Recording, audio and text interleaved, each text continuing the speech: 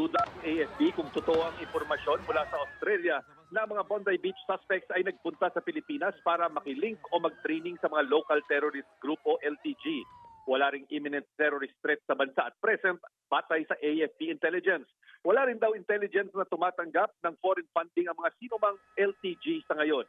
Sa informasyon mula sa field unit ng AFP sa Mindanao, wala nilang recruitment o training na nakikita sa ngayon ang mga nalalabing terror groups sa Central Mindanao gaya ng AKM o yung Ansar Khalifa Mindanao, ang Bangsamoro Islamic Freedom Fighters at ang Dawla Islamia o DI. Wala rin daw kakayahan ng mga grupong ito para mag-train para sa paglunsad ng large-scale terror attack.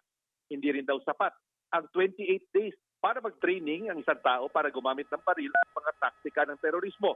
Bagamat tinawag na espekülasyon ang mga impormasyon mula Australia, pinamabuti pa rin daw ng AFP kada intelligence na i-verify ang information sakaling totoo.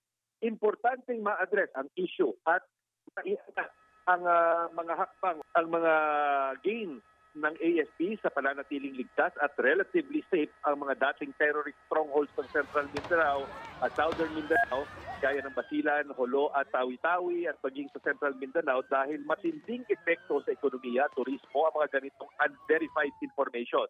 Sa datos ng AFP, 50 na lang mula sa 1,200 na dami ng mga miyembro noong 2016 ang lakas ng mga local terror groups sa Pilipinas. May leadership vacuum din daw ang mga local terrorist groups sa bansa matapos man-neutralize mula 2016 ang 10 high-value individuals na tinaguriang mga amir o leader ng nasabing mga grupo.